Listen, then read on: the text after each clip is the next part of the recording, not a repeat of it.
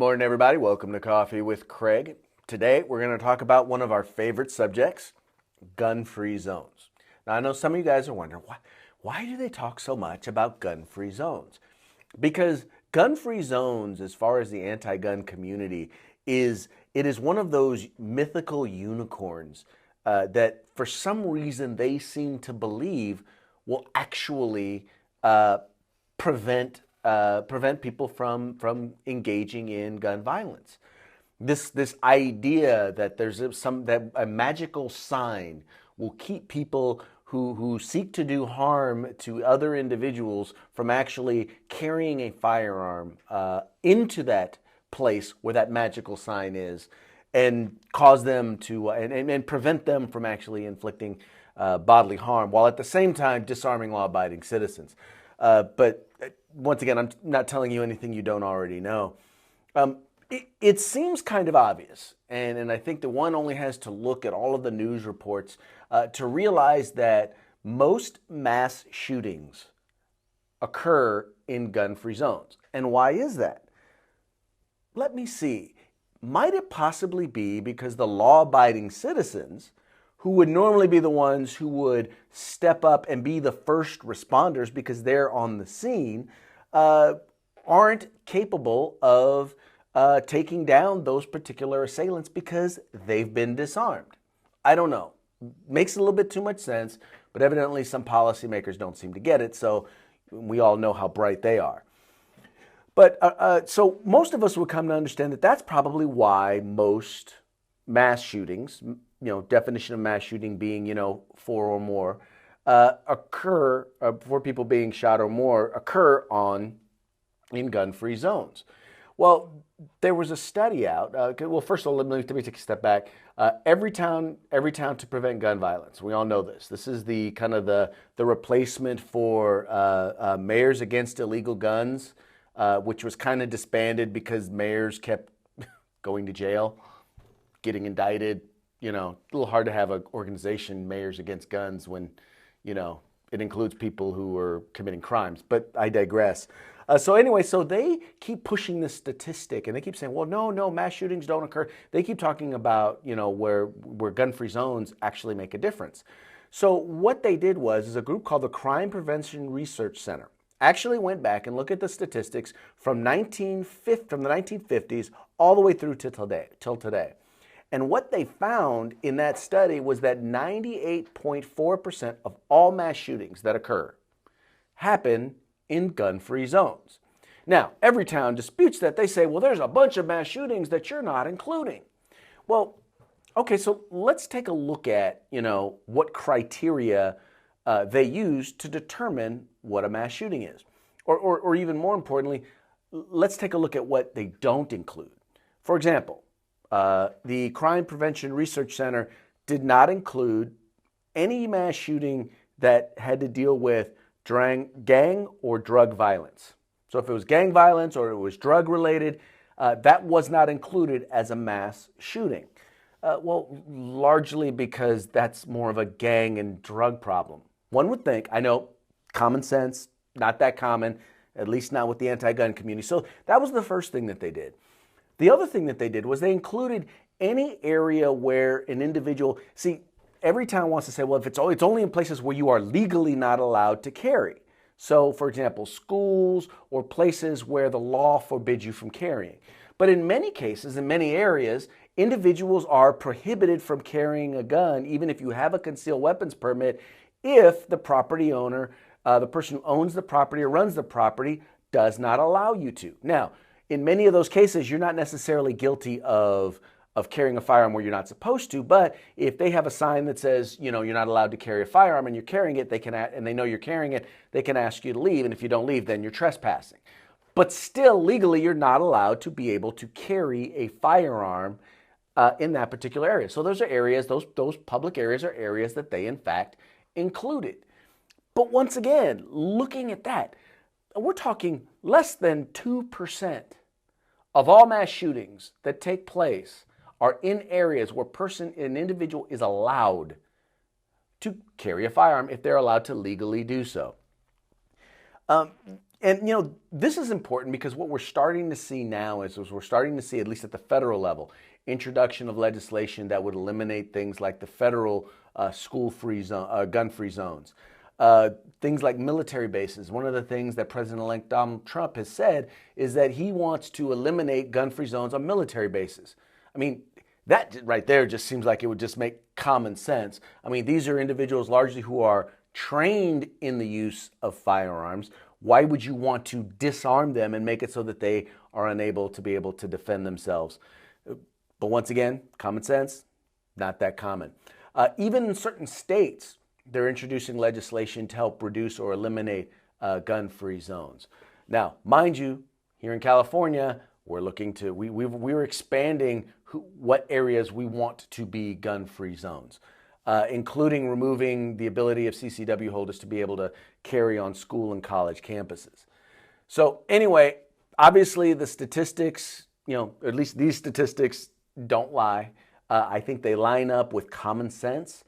And I think that as policymakers actually start to look at the reality of this, they're going to start to realize that, an armed society is a polite society and a safer society.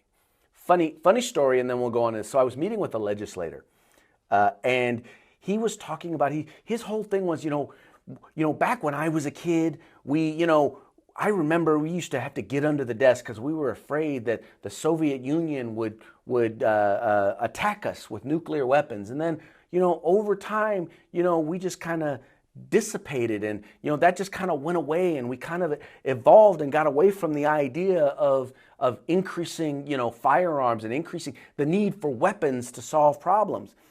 And I his idea was, well, we evolved, and I had to remind the assemblyman that no, what happened was that was called the arms race, and we won. We produced more than they did. We were able to not just produce weapons. We're not just able to produce nuclear weapons, but we were also able to produce products, goods, and services that people around the world wanted to consume. So the fact is that peace through strength. Let's see, who is that? Ronald Reagan. Peace through strength won out. And that's the reason why when you look in areas where people are allowed to carry a firearm, allowed to be able to defend themselves, that's the reason why the coward criminals who want to do harm to people avoid those areas.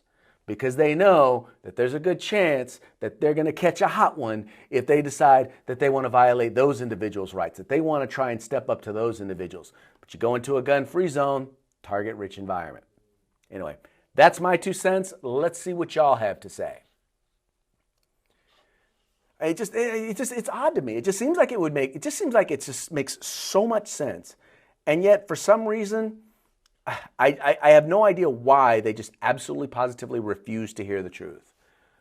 Let's see here. Gun-free zones equal target-free zones. That's from Douglas. You are 100% correct. Why aren't we as responsible gun owners attempting to keep weapons from the mentally ill? This is Les Baldwin. Les, I don't think anyone disagrees that we do need to take steps and make sure that the mentally ill do not have firearms. But the one thing that we also have to be careful of is that we're not subverting someone's rights. And that's vitally important. There's a reason why in the Bill of Rights, the right to keep and bear arms is second, right? That's because the first 2 amendments are largely about allowing us to be able to protect ourselves and defend ourselves in a political, moral, and values sense, and then in a practical sense from enemies, foreign and domestic, up to and including a tyrannical government. And so we have to make sure that we balance all of these rights. And part of that is, the right to privacy. I can tell you that we need to make sure that we're doing everything to make sure that we're balancing all of our rights. I think it was Benjamin Franklin who said, those who are willing to give up liberty in pursuit of security have and deserve neither. Kate McLaren says, I'm preaching to the choir. Yes, I am preaching to the choir. But here's the thing. The reason you preach to the choir is that's how you get them to sing. make sure to share this information. We're going to have a link to this particular story. After we get it all posted, we'll have a link to this particular story. Share it with people that you know. Not everybody who's anti-gun is going to be interested in it, but there are going to be individuals who really don't know about the subject who are going to take the time to actually read it, and they're going to learn something. And believe it or not, the people who don't know, who have no idea of what they're talking about, they're a lot closer to the majority than you think. This is from Barry. What you're saying is logical and makes perfect sense, but many voters can't see past the perception of feel-good gun laws. Exactly. That's the reason why we need to be educating people. That's the reason why we need to make friends outside of our circles. If we're just spending time talking to people who agree with us, then guess what? We're never going to change anyone's mind. It's important that we are communicating our message beyond just the people who agree with us. All right? It's important that we tell people to understand that, this is not just about, because they see us as just people who they just want to have their toys, right? No, we are people who believe in our fundamental rights and our fundamental responsibilities. I don't just have a right to defend myself, my family, and my community. I have a responsibility to do that. We got to communicate that to folks. We have to help folks get to know. A lot of folks want to put that off on the government. And the problem is, the more stuff we put off on the government, the less effective our government is. And we see that right here in California. Because the government wants to disarm everyone in America. Yes, Max, you are 100% correct. Largely, not everyone in government, but many in government want to disarm everyone in America. That way, they can impose their will on the people with absolutely no restraint or folks being able to stand up to them. Craig for president? Yeah, nah. Thank you, though. I appreciate that. Have you seen what happens to presidents? I mean, they go in looking relatively healthy, and they come out looking toe up from the flow up. Let me tell you, I don't know that that's a job that I would necessarily want. I'd be real interested to see what Donald Trump looks like after 4 or 8 years. Let's see if we got anything else here. Criminals will get guns no matter what laws are in place. From an alley or from a trunk of a car. That's actually really important to understand. There was an article that I'll probably be doing a story on a little bit talking about gun violence in China, right? Now, you think guns are banned in China. Well, guess what? There's gun violence in China. In Australia, where guns are supposed to be banned, guess what? There's gun violence in Australia. The fact is, bad guys are always going to be armed. The question is, are good guys going to be able to defend themselves from those individuals, to be able to exercise their fundamental right to defend themselves? Anyway, that's it for today's Coffee with Craig. I hope you folks enjoy the day. Stay dry, stay warm, and we will talk to you tomorrow.